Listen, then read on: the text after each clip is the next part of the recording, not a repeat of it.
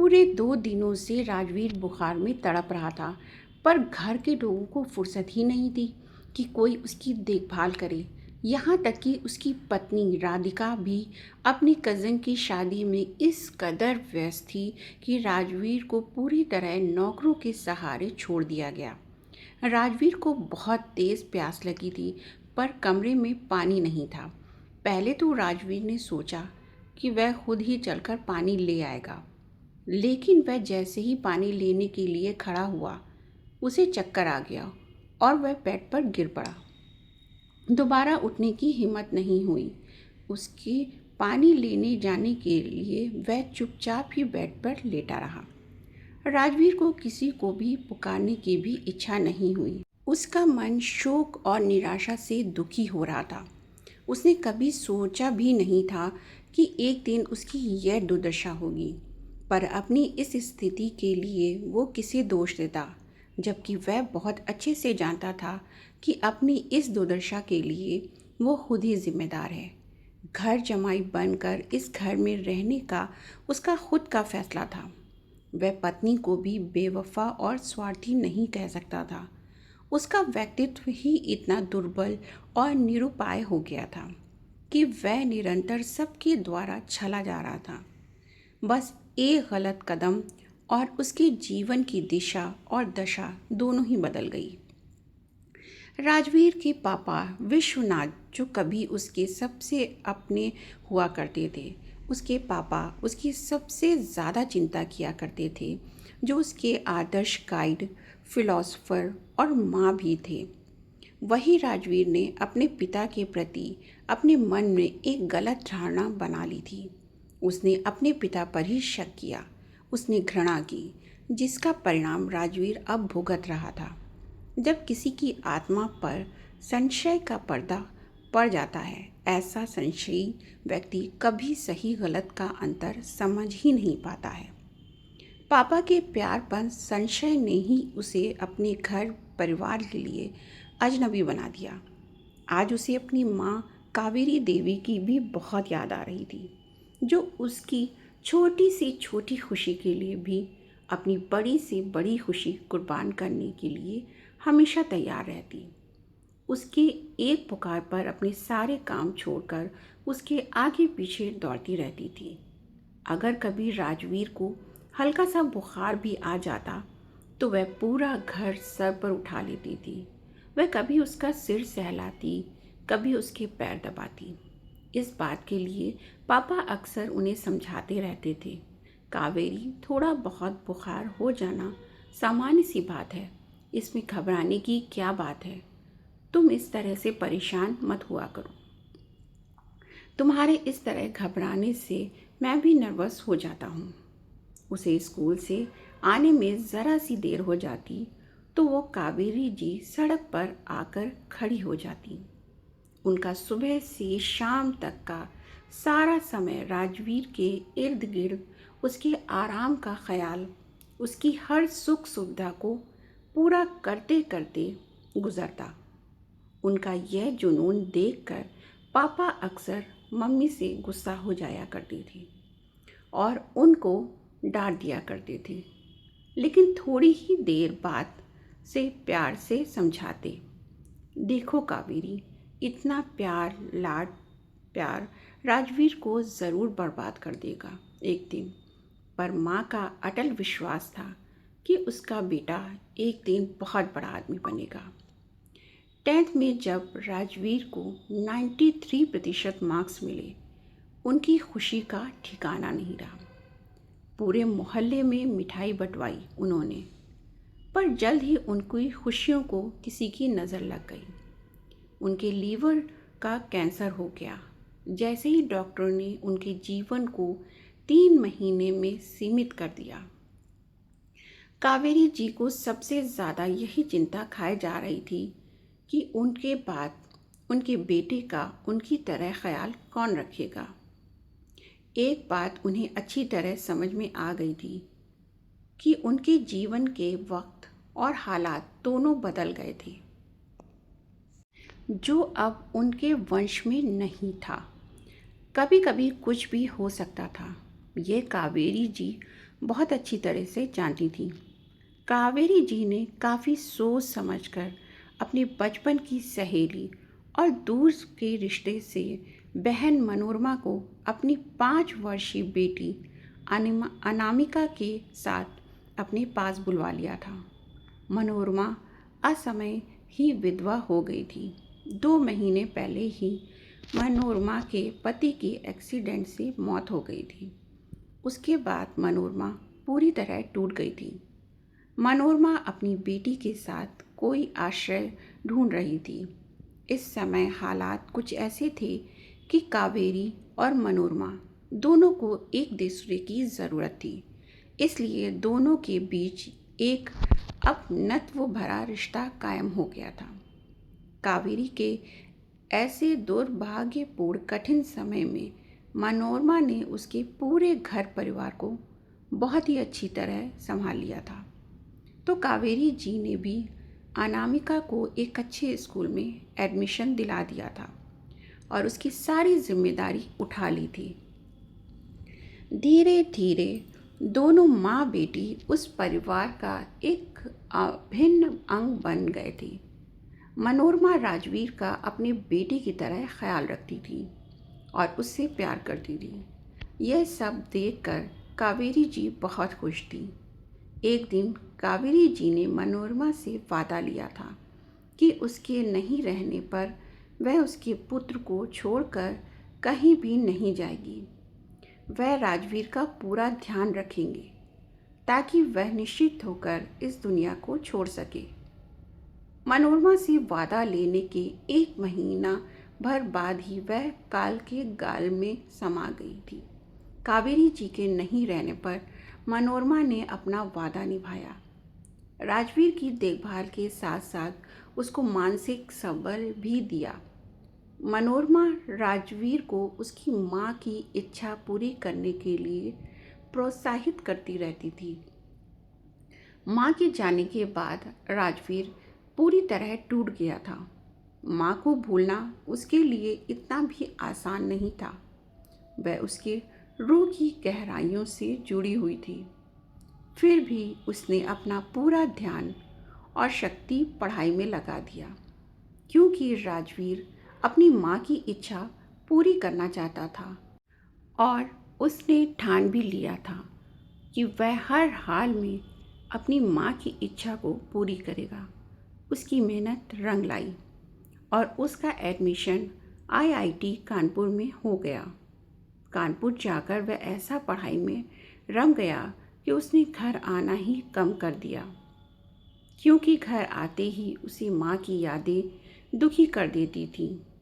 उसकी समझ में नहीं आता कि आखिर विधाता ने उसकी माँ की जीवन यात्रा बीच में ही समाप्त करके उसके साथ ऐसा अन्याय क्यों किया। गांव से दादी आ गई थी उसके पापा की देखभाल करने के लिए, पर माँ की मृत्यु ने उसके पापा को भी मानसिक रूप से पूरी तरह तोड़कर बिखेर दिया था। फिर भी वह राजवीर की देखभाल और उसकी ज़रूरतों को पूरा करने के लिए पहले से ज़्यादा तत्पर रहते। अब उन्होंने राजवीर को डांटना भी बंद कर दिया था। एक मनोरमा मौसी ही थी जो कुल जमा 3 सदस्यों के बीच कड़ियाँ जोड़ती रहती। जब वह इंजीनियरिंग के फाइनल ईयर में था, तभी अचानक एक दिन उसे पटना में रहने वाले उसके एक दोस्त कुणाल ने सूचित किया कि उसके पापा ने मनोरमा मौसी से शादी कर ली है। ये सुनते ही दुख, शोक और घृणा से उसका पूरा शरीर थरथरा उठा। इतनी बड़ी बात हो गई और पापा ने मुझे बताना भी ज़रूरी नहीं समझा। वो तो उसके सबसे अपने थे, फिर उसे इतना पराया क्यों कर दिया कि उससे पूछना भी उन्होंने ज़रूरी नहीं समझा। उसके अंदर बहुत ही ज़्यादा उथल पुथल सी मची हुई थी। फिर भी उसने पापा को फ़ोन नहीं किया, क्योंकि राजवीर अपने पापा से बहुत नाराज़ था। 2 दिनों बाद उसे पापा का भेजा हुआ लिफाफा मिला। उसे समझते देर नहीं लगी कि फ़ोन से बोलने की हिम्मत नहीं हुई तो लिख कर भेजा है। गुस्से में लिफाफे के टुकड़े टुकड़े करके डस्टबिन में डाल दिया।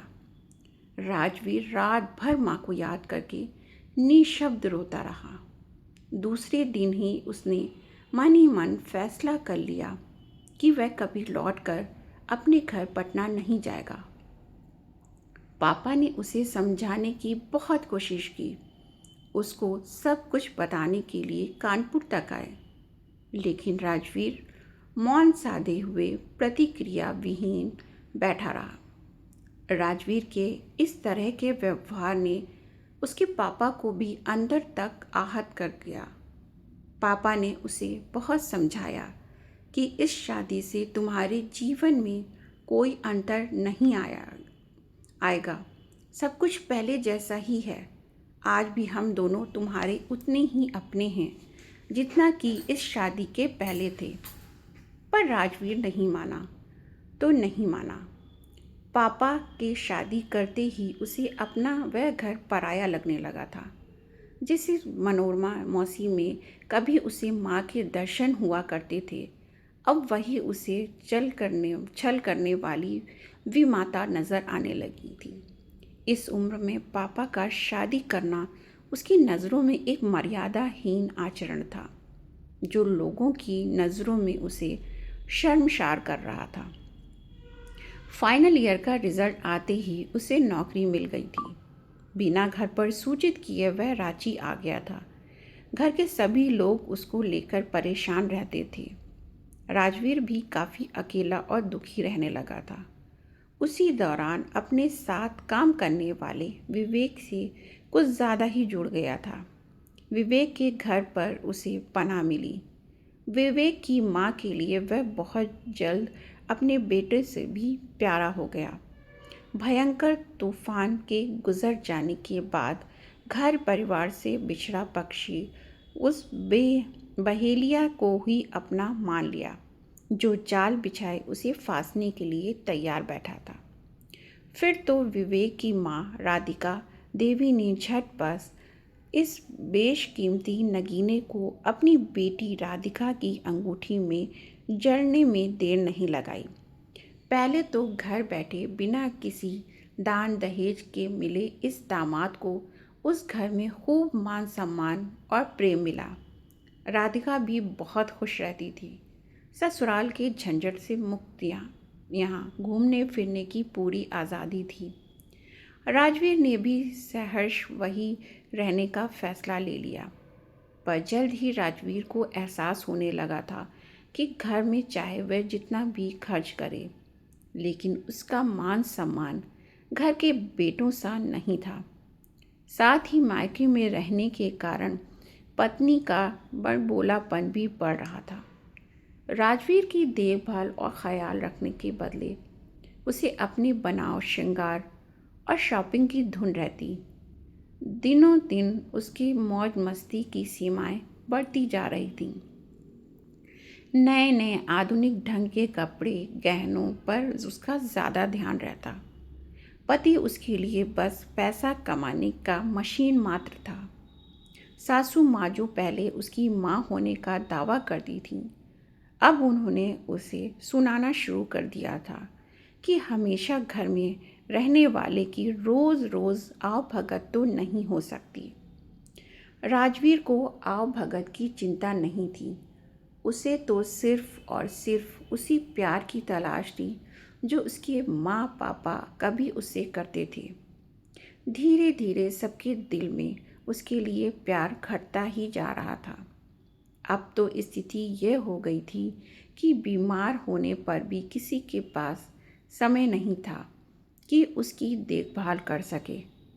राजवीर को लगने लगा था कि अपने पैरों पर स्वयं ही उसने कुल्हाड़ी मारी है। तभी अपनी पत्नी राधिका की आवाज़ सुनकर उसकी तंद्रा भंग हुई। वह रामू से कह रही थी, साहब उठें तो उनसे पूछकर दवा और खाना दोनों खिला देना, मुझे आने में थोड़ी देर हो जाएगी।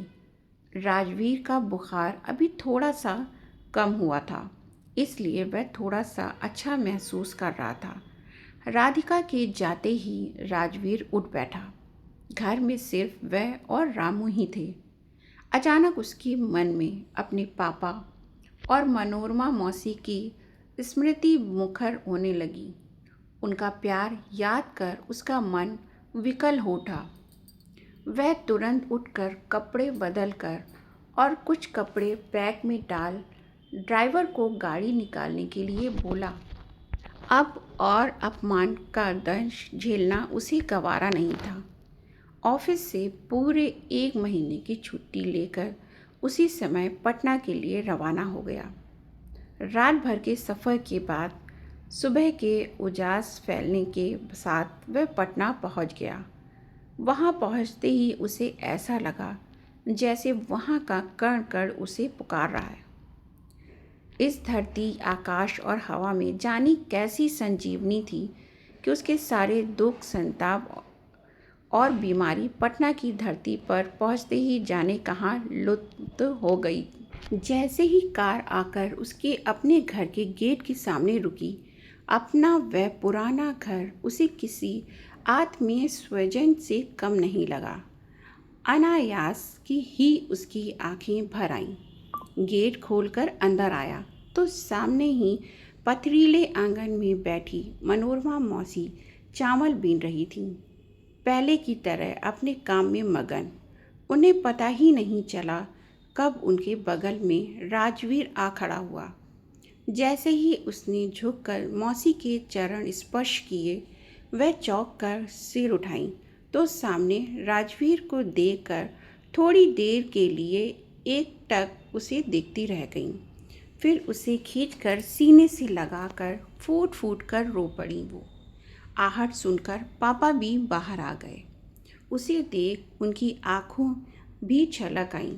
उसके पापा ने जल्दी से घर के अंदर आकर उसको गले से लगा लिया और स्नेह से उसकी पीठ थपथपाते हुए उसके करीब आकर बैठ गए।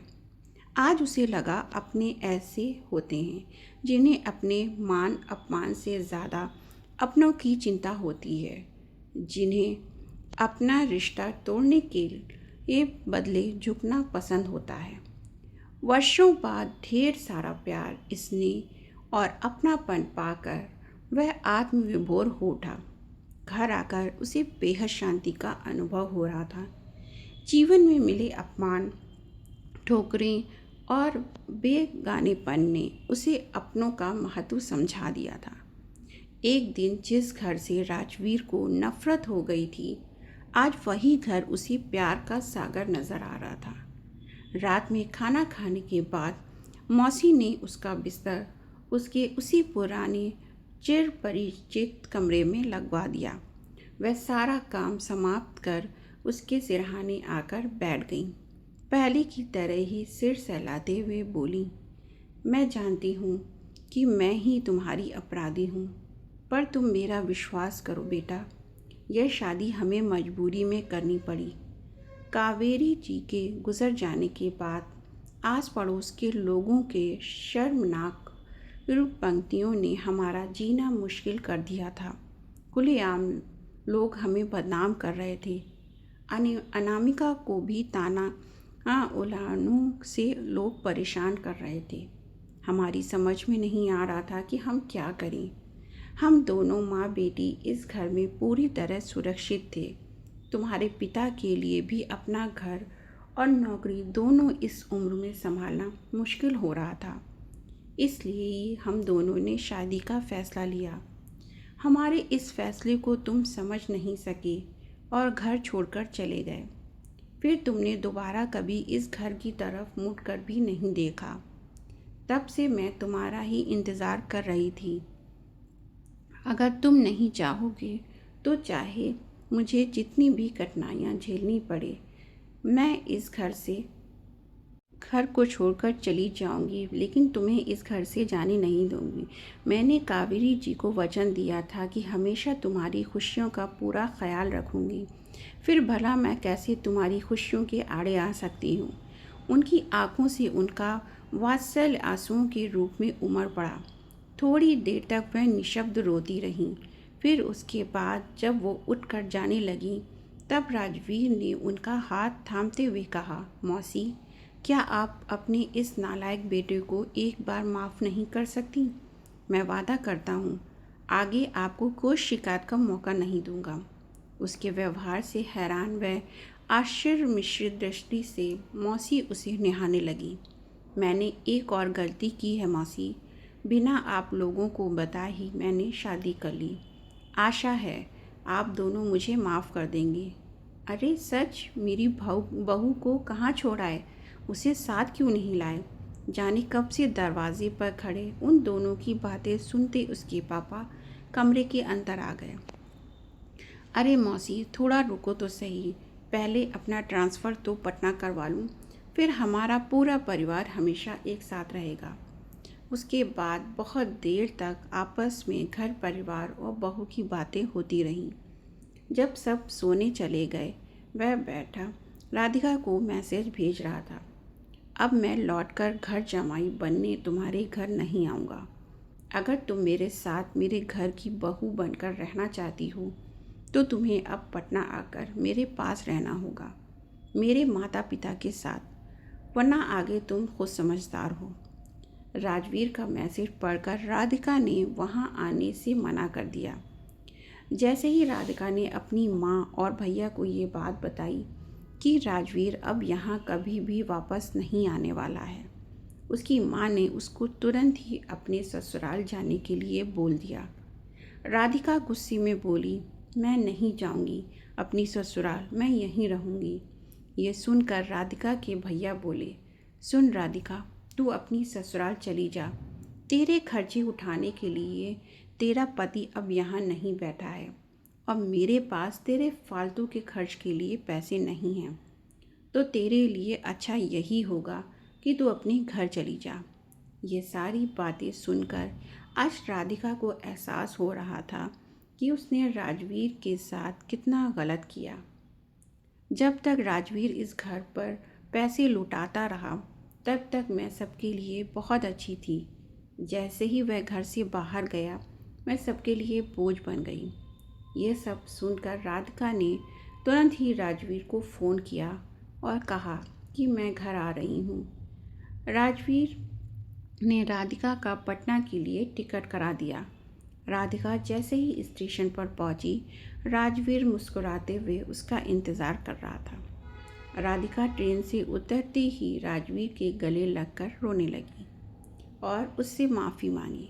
राजवीर और राधिका दोनों घर पहुंचते हैं। मनोरमा मौसी ने उन दोनों का स्वागत किया। आज मनोरमा बहुत खुश थी क्योंकि उसने जो कावेरी जी से वादा किया था, आज उसका वादा पूरा हो गया। स्टोरी अच्छी लगी हो तो स्टोरी को लाइक करें। मेरे चैनल पे अगर नए हों तो चैनल को सब्सक्राइब करना ना भूलें और बेल आइकन के बटन को दबाना ना भूलें ताकि आने वाली वीडियो का नोटिफिकेशन आपको मिलता रहे।